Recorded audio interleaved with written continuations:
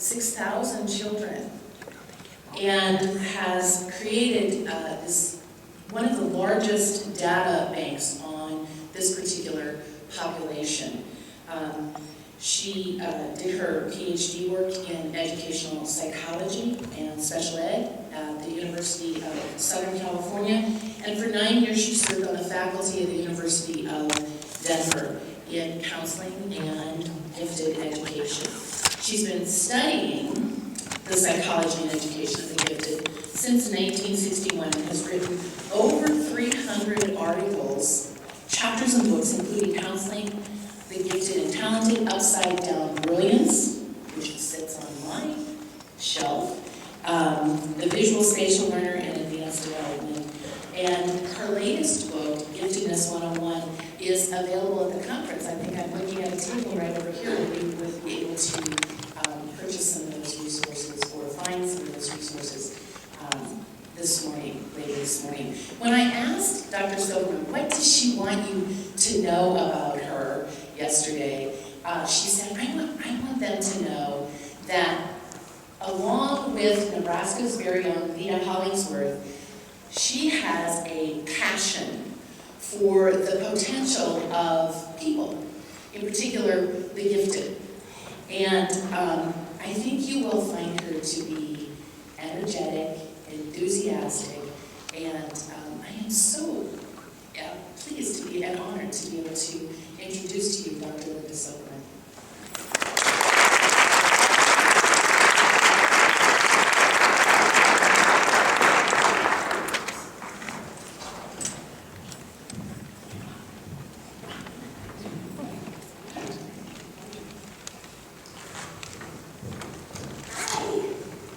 Good morning. Good morning. Good morning. I come to you as an emissary from Lita Hollingworth, who is here with us, even though you can't see her, she's in another plane. But my main purpose for coming was to ask of you to help me to get this wonderful, incredible woman into the Nebraska Hall of Fame.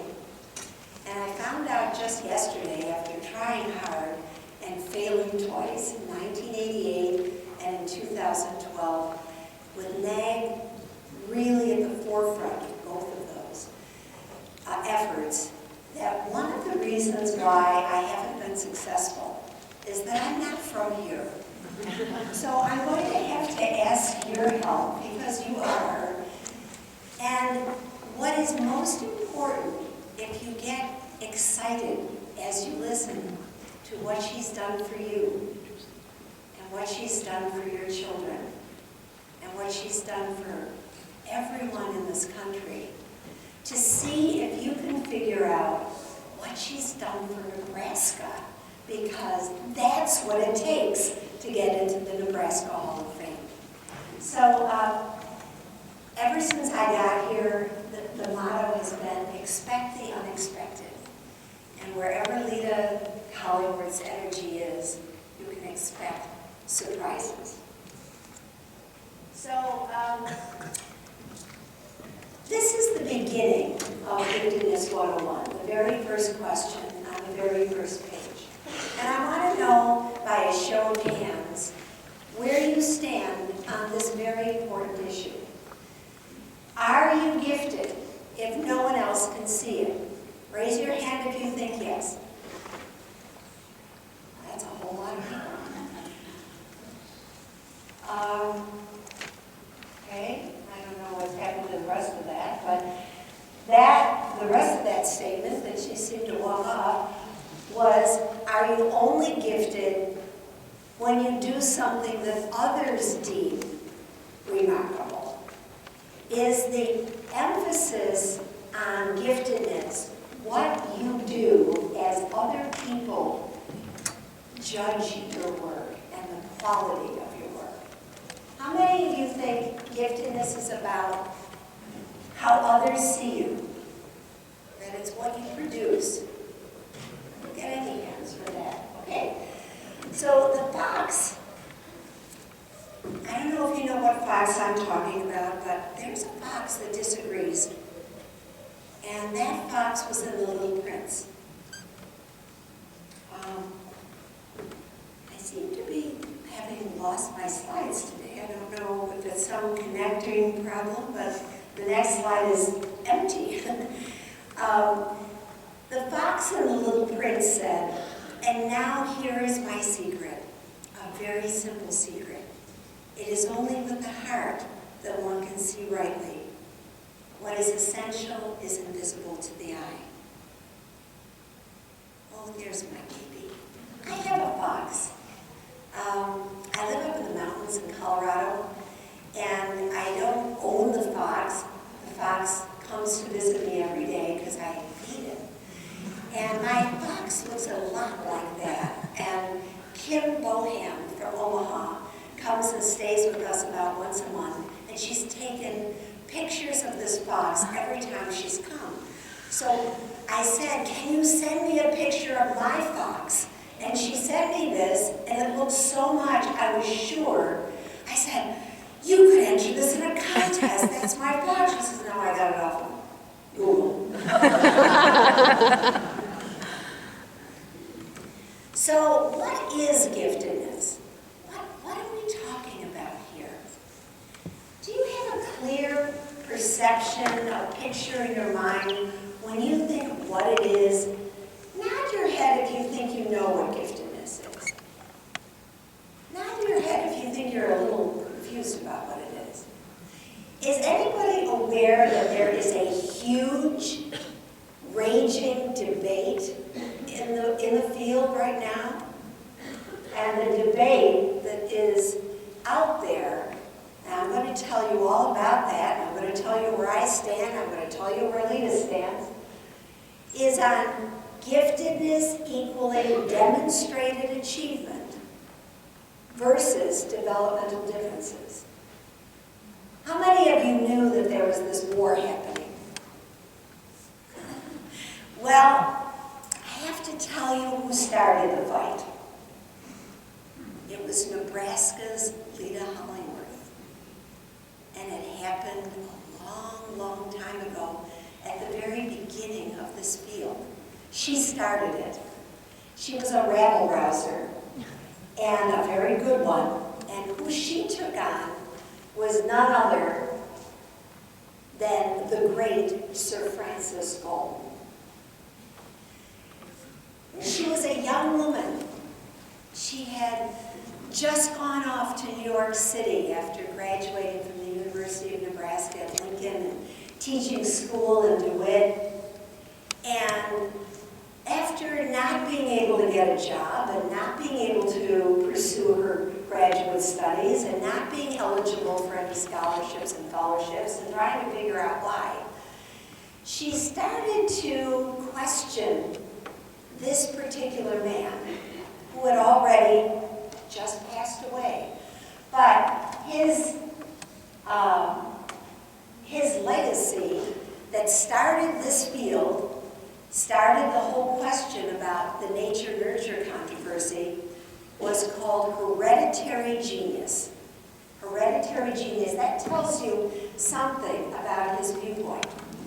Sir Francis Galton fathered the study of intelligence, and he equated giftedness with eminence. And I'm going to share with you some specific passages from his writing. And Lita Hollingworth, and this conference would not be here today if she hadn't begun our field.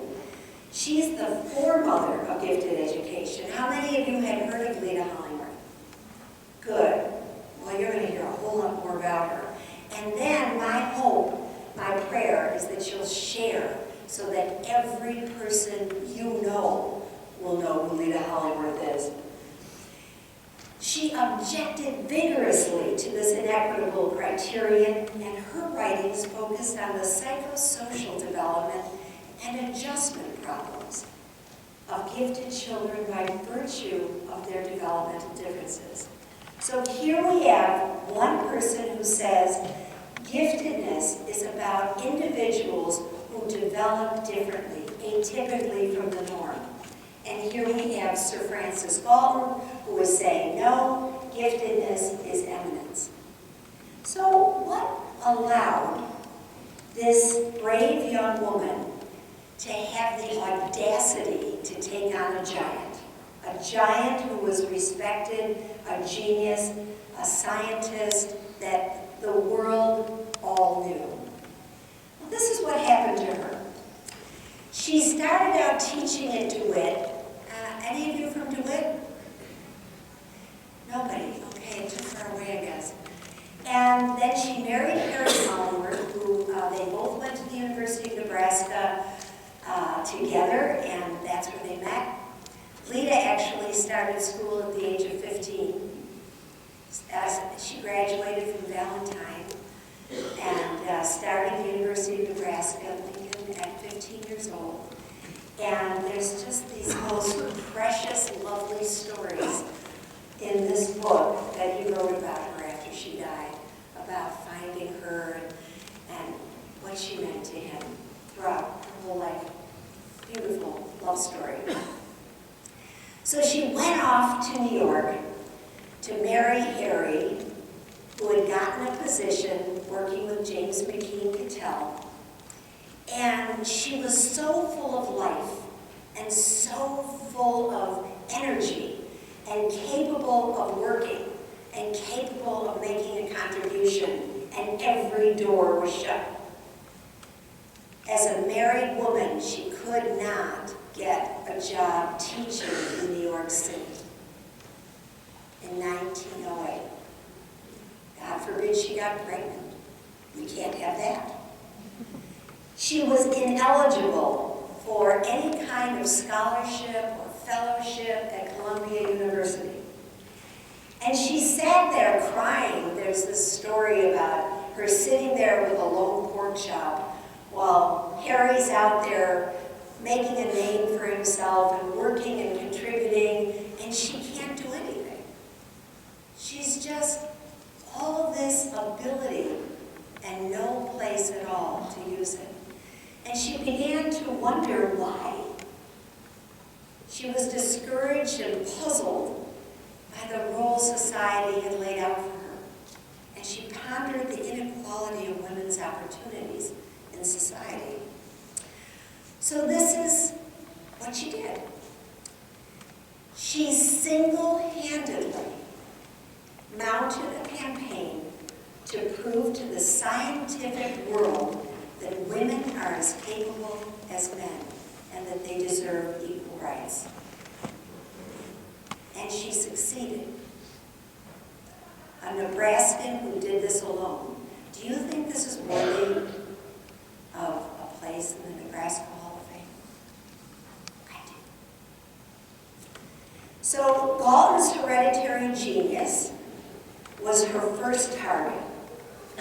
And a few years later, after he passed, she initiated the public debate about giftedness equating with eminence, which continues to rage even now. So these are some of her contributions. Until Lita Hollingworth's research, the following beliefs were scientific facts, not just dogma, not just religious ideas. This was factual, and this is what she thought. Females are inferior in intelligence to males. There are still places where you can see this in the literature, where the belief is there. It's based on Darwin's variability hypothesis. And I'll tell you a little bit more about that. But Darwin was Sir Francis Galton's second cousin. And so he believed that if you were smart, it's because you came from smart people, and smart people always become eminent because the cream automatically rises to the top. So here's another piece that was scientific fact that Lita describes. Women are all pretty much alike. Seen one, seen them all. We're all average with just a few at the extremes. There's very few who aren't capable and very few that become gifted. And Lita, when she did get into college, her advisor was Thorndike, Edward Thorndike, who wrote that More men become eminent than women, obviously, because they deserve it.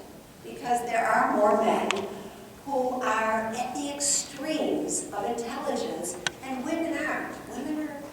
We tend toward the mean. It is a waste of money to send us to college.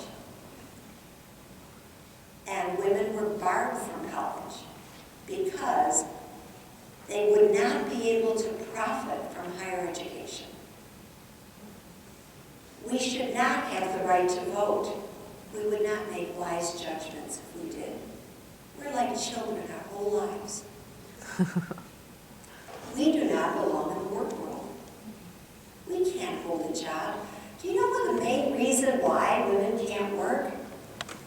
Or why they believed 100 years ago why we couldn't work?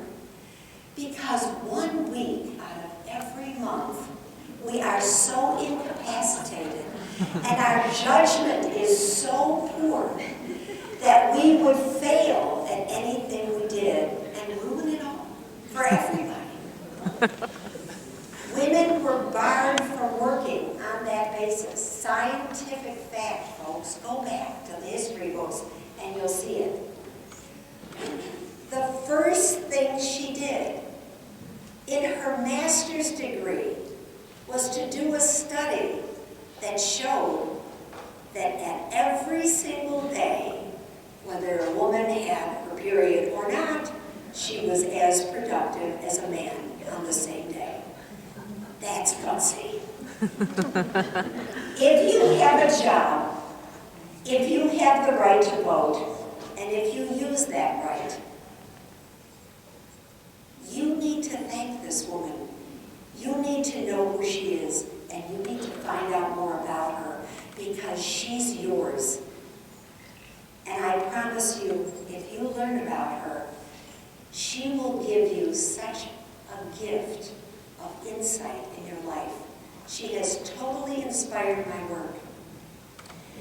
The other thing she absolutely took on, which I can't believe she did it in that era, was the whole idea that a woman's place is in the home.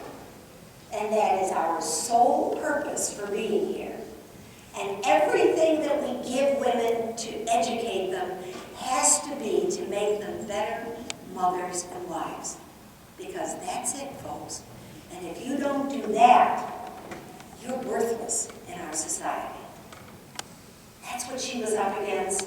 She took on all of those scientific facts, challenged them, and won. This is what Galton had to say in Hereditary Genius.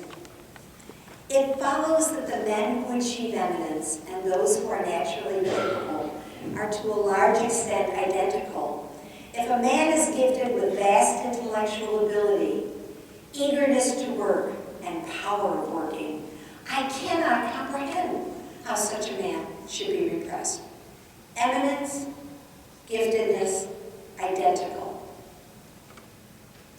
But here is a caveat that Lita Hollingworth found particularly interesting.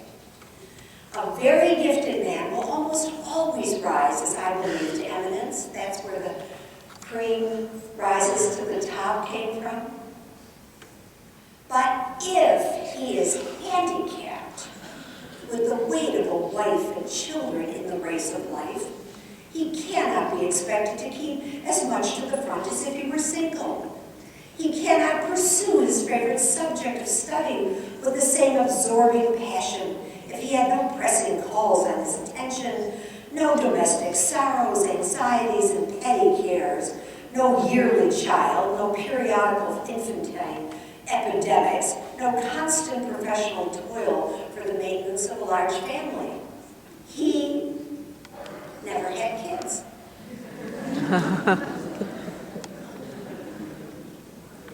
So Lita took him on in her first book, in the textbook that started our field, and she found that particular passage an apt description of the plight of gifted women. She contemplated what would become of exceptionally gifted girls. It will be of social value to observe the deflections from possible eminence, which they meet and see how many will survive domestic sorrows, anxieties, and petty cares, a yearly child, and periodical infantine epidemics. Now you can begin to see where she's coming from, how the opportunity to gain eminence simply is not there for women. So to say eminence is the way we know that a person is gifted made no sense to her whatsoever. And she was a powerful writer, a wonderful writer. She wanted to be a professional writer until she met a brilliant, gifted kid and then changed her life. But I want to share with you some of the things she wrote because they are breathtaking. An overwhelming majority of illustrious persons have had fathers who were far above the average in social economic conditions. Nobles, professional men, or men successfully engaged in commerce. Very few children of manual workers become eminent to a high degree. Very few women can be included among those who in the world's history have achieved first rank for mental work.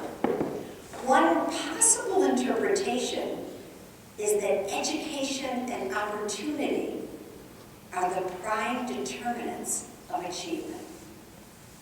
Until she said that, even Terman believed in hereditary genius, the genetic studies of genius that he wrote, had that as a belief system, as a basis. Since nearly all of the great men have been born in comfortable homes of parents in superior circumstances, if opportunity were indeed the prime determinant of eminence, then we should expect those who belong in socially inferior classes to be virtually excluded from it. And this is just what we do find, since the uncultured, the poor, servants, and women are very seldom found to have achieved eminence. And this is my favorite of them. It is undesirable to seek the cause of sex differences in eminence in ultimate and obscure affective and intellectual differences until we have exhausted as a cause the known, obvious, and inescapable fact that women bear and rear the children, and that this has had as an inevitable sequel the occupation of housekeeping, a field where eminence is not possible. So why am I putting all this energy in? Because the National Association for Gifted Children, in its wisdom, has come out with a new definition of giftedness. Have any of you heard of it or seen it or read about it? Raise your hands if you know about it. All right, I'm going to share it with you, and you are going to be a little surprised at how it differs from Lena's view of the world. Gifted individuals are those who demonstrate outstanding levels of aptitude, defined as an exceptional ability to reason and learn, or competence, documented performance, or achievement in the top 10% or rarer in one or more domains. This is the raging battle. A monograph that backs this up was printed in Psychological Science with this statement: outstanding achievement or eminence should be the chief goal of gifted education. We're back to Galton, folks. The monograph, which has over 450 references in it, I counted them, never once mentions Lita Hollingworth, who started this field and obviously disagrees with the New Deal. This is unconscionable. This has to change. This is a psychology of success, of eminence, not the psychology of the gifted individual that was proposed by Arlena Hollingworth. And I personally find it puzzling that in recent years, even women are buying this belief system about giftedness. Why would the elusive golden ring of eminence assume such prominence in giftedness?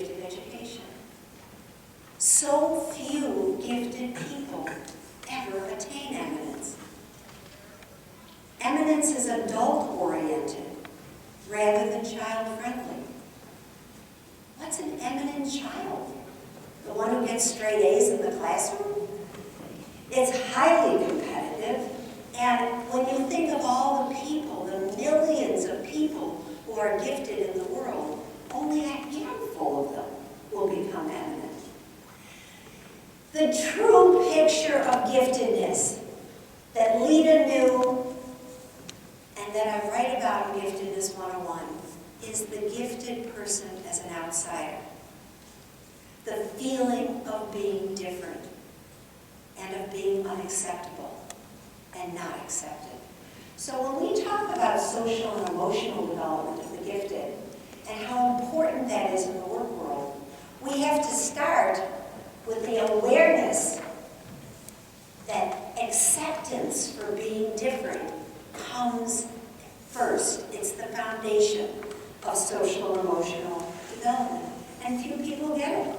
Few grasp the fundamental experience of giftedness, the outsider status in a society suspicious of outsiders. So there's another way to look at giftedness. How many of you have heard of asynchrony? Giftedness as asynchronous development. I am so glad so many hands went up. Thank you. I was one of the formers of that different view of giftedness. And in case you don't know about it, how many of you have heard the term Columbus Group? Secret society for 21 years. Nobody knew who came up with asynchronous development. It's now out. You can find out. A new book just came out called Off the Charts. Tells the whole story. And all the people who were involved have chapters in the book, and some others as well. So here's a different way of looking at giftedness. Asynchrony is uneven development, advanced cognitive complexity, heightened sensitivity and intensity, leading to unusual awareness and the consequent feeling of being out of sync with others, as well as within oneself. So it's uneven and out of sync. Where would we get this idea? No great shock. Started with Lita. This is what Lita wrote about asynchronous development. To have the intelligence of an adult and the emotions of a child combined with a childish body is to encounter certain difficulties, and that adjustment becomes easier with every additional year of age. The years between 4 and 9 are probably the most likely to be beset with the problems mentioned. And this is what she wrote too. Intellectually, they are adolescent, but their emotional control and physical powers are still very young. Problems of right and wrong and evil in the abstract become troublesome for very highly gifted children. They have the awareness, but not the emotional maturity to deal with their awareness. That's the philosophical foundation of giftedness as asynchronous development. You're Lita Hollywood. So this is the actual definition. I could spend more time on it, but I really have a limited, I think I only have about 10 more minutes, so if you like this and you want to know more, in Off the Charts and in Giftedness 101 and in Counseling the Gifted and Talented and in everything I've ever written, you'll find this definition. Giftedness is asynchronous development in which advanced cognitive abilities and heightened intensity combine to create inner experiences and awareness that are qualitatively different from the norm. This asynchrony increases with higher intellectual capacity. The uniqueness of the gifted renders them particularly vulnerable and requires modifications in parenting, teaching, and counseling in order for them to develop optimally. This is the first definition that has made a role for counselors, a role for teachers, and a role for parents. Each standard deviation of difference from the norm presents its own unique challenges. We see that when we go down the normal curve, and we see that children who are one standard deviation below, at about 85 IQ, really have a difficult time keeping up in the classroom. Children who are 2 standard deviations below the norm, at 70 IQ, are entitled to special education, identification from licensed or certified professionals. Children at 3 standard deviations below the norm can only be in the classroom if there's an aide, a full-time aide for them. Children at 4 standard deviations below the norm aren't part of No Child Left Behind because they're usually not in our schoolrooms. When we look at it at the other end, 1 standard deviation above is going to be our high achievers, our college-bound kids. 2 standard deviations above, significant differences in learning that are as different as a child at 70 IQ. 145, 3 standard deviations above, highly gifted, as different as 55. 160, as different as 40. I was so proud of myself for coming up with that. And I've talked about it my whole career. How many of you have read something I've written with this normal curve? I really thought it was mine until I read Lita Hollywood's work. She thought it would be for me. I was mimicking and didn't know it. The rarer the individual's level of ability, the greater the need for psychological assessment and support services. Those in the very highest ranges, and those are the kids that Lita studied, the profoundly gifted, are at the greatest risk. The higher the individual's IQ, the more intense the struggle for identity, for meaning, for connection.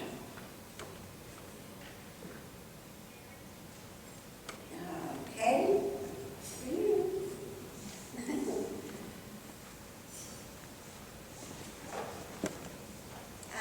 All right. They decided not to come. Now, there's another type of asynchrony that many of you in this room have a very personal connection with. And that's the asynchrony we see in twice exceptional learners. How many of you know about those children? 2E, kids who are gifted with learning disabilities. Maybe you thought this was a whole new area of investigation. Guess who wrote the first book on it? Special Talents and Defects, Lita Hollywood. She was the first to recognize it and the first to study it. Asynchrony is magnified when high levels of intelligence are combined with severe weaknesses. So how many of you were in gifted programs when you were kids? How many of you used to be gifted? So I'm having a problem with the new deal that the National Association for Gifted Children is suggesting to us because there's a disconnect from childhood to adulthood. It's problematic to have been identified for a gifted program as a child and then to discover that in adulthood you can only be gifted if you're eminent. Does that mean if you're not eminent, you were never gifted in the first place? That is what's going on in the world today, in our distorted views of what giftedness is all about. How can that be acceptable?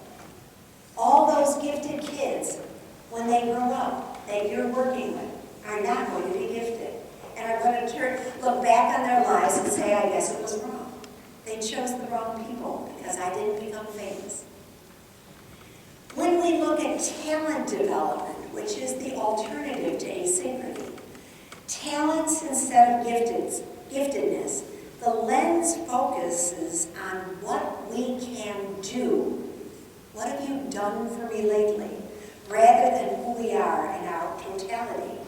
When giftedness is defined as asynchronous development, the spotlight shifts from exterior to interior, to the complex inner world of the child.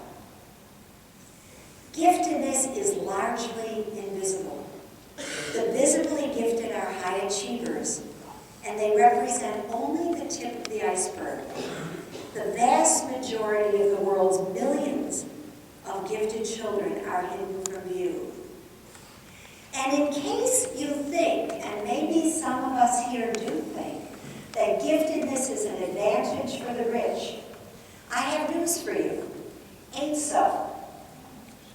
While the percentage of gifted children among the upper classes may be higher, in actuality, there is a much greater number of gifted children among the lower classes throughout the world because the poor far outnumber the rich.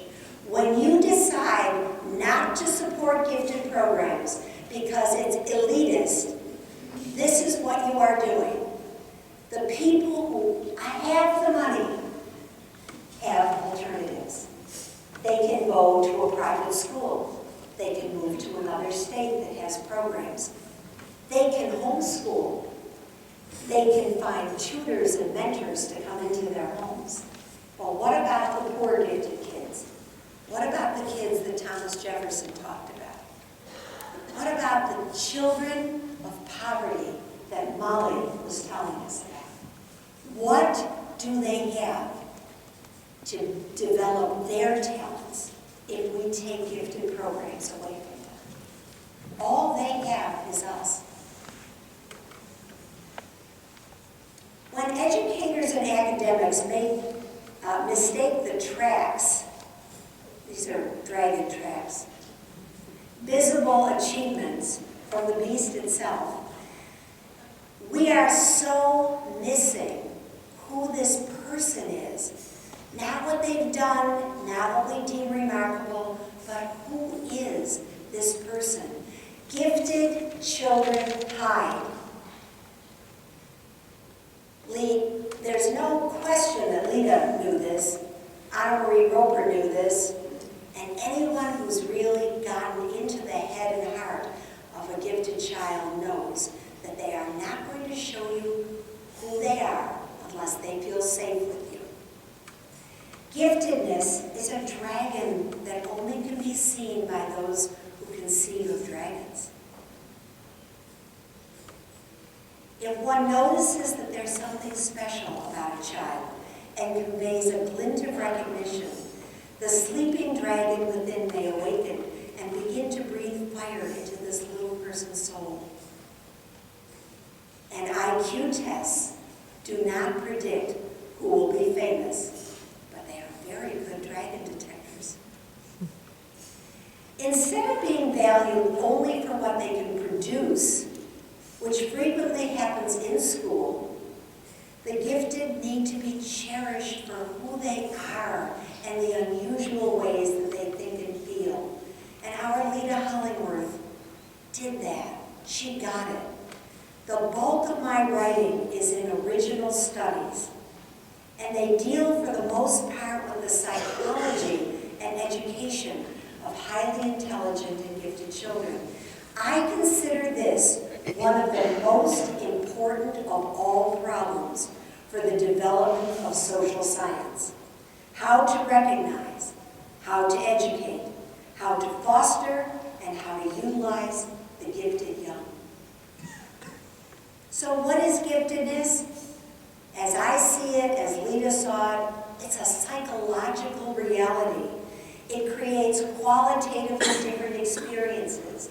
That mind that never shuts off makes a person feel cut off from others, creates a to-do list that you could never do in your lifetime. It's a good thing my parents lived to be 94 and 98. My to-do list is so long, I'll have to live into my 90s to just finish what I've already thought I needed to do today. And ideas, I have no idea why people plagiarize. Ideas are us. I have an idea a minute. How many of you wear many different hats? That's another gifted problem. When you do one thing well, people want you to do everything, and then you say yes because you know that nobody else can do it the way you can do it. And you want it done right. I'm going to write a book before I die.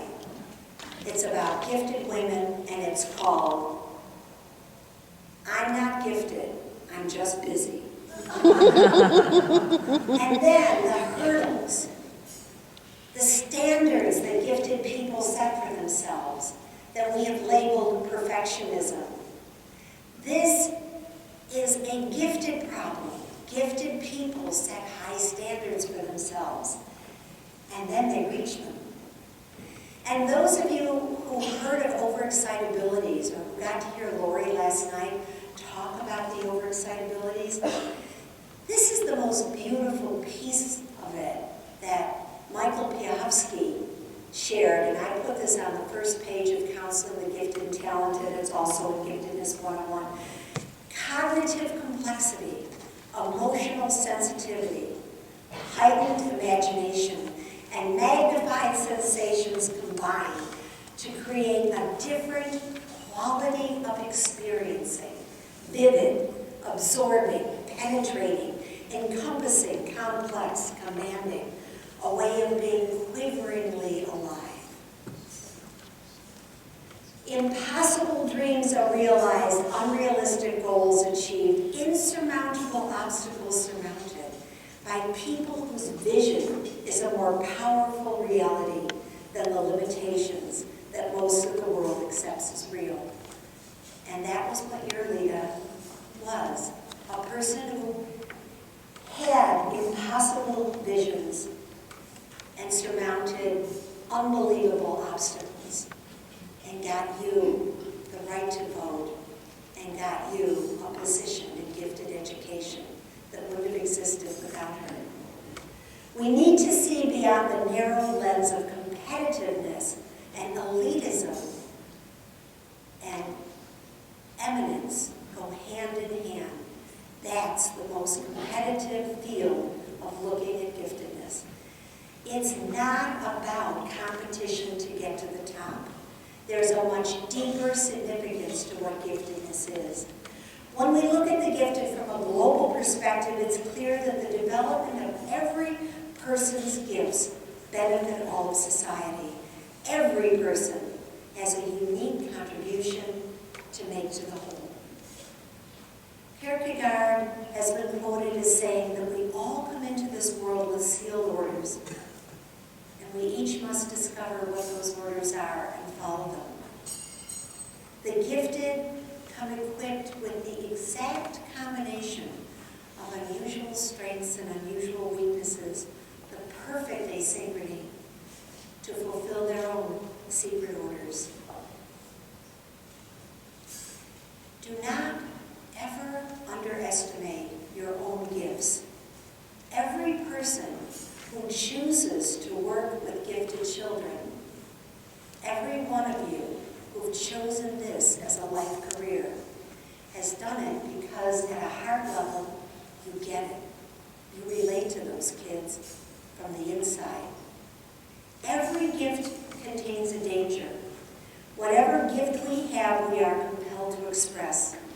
And if the expression of that gift is blocked, distorted, or merely allowed to languish, then the gift turns against us and we suffer.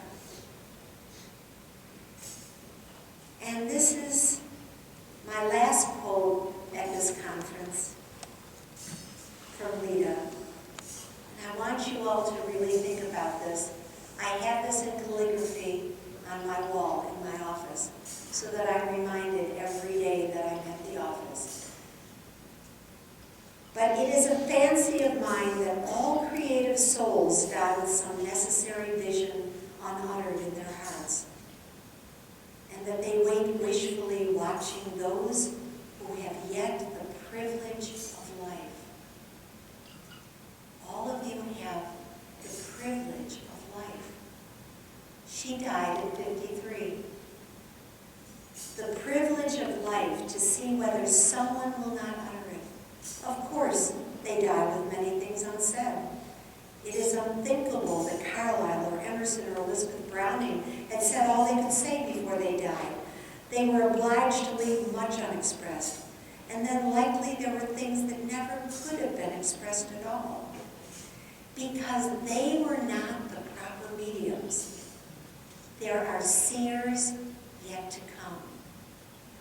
And my prayer is that there are seers here that will carry forward her work and keep Rita alive. You are a gift to the world. You are needed. Your gifts are needed in the world. Never forget that. Thank you.